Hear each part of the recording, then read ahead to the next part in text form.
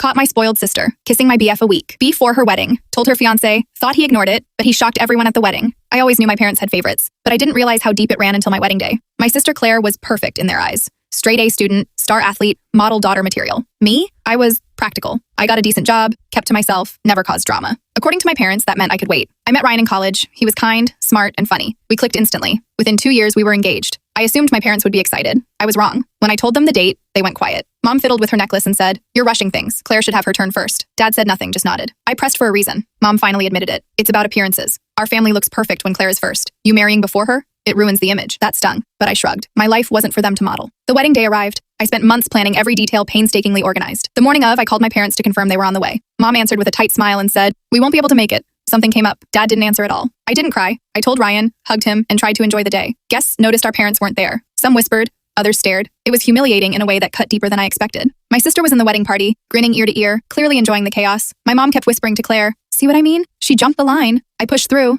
I danced. I laughed. I took pictures. Ryan held my hand and kept reminding me it didn't matter who wasn't there. But when we cut the cake, I caught my reflection in the mirror and almost cried. No family. Just us. That night, we drove to our honeymoon destination, silent but together. Weeks passed. My parents called a few times, each conversation strained. They kept saying, "We're disappointed, but maybe someday you'll understand." I stopped answering. I realized my parents didn't want a daughter. They wanted someone who fit their image. Then the cracks started to show. Claire got engaged 2 years later. Mom and Dad immediately went into full planner mode, buying expensive invitations, hiring event coordinators, and posting endless photos on social media about the perfect engagement. But Claire and her fiancé had little patience for it. The moment they started receiving unsolicited advice, they bristled. Claire's fiancé even told my parents flatly, "We're doing this our way." Family gatherings became chaotic. Mom tried to stage perfect moments, but Claire openly ignored instructions, choosing outfits she liked, decorations she wanted, even scheduling the rehearsal dinner when she wanted. Dad lost his temper at one point during a discussion about table settings. The once unshakable image my parents held, the flawless family, the orderly children, was unraveling in front of everyone. Meanwhile, I started sharing life updates on social media. Ryan and I bought a house, started our careers, and even adopted a dog. Friends congratulated us,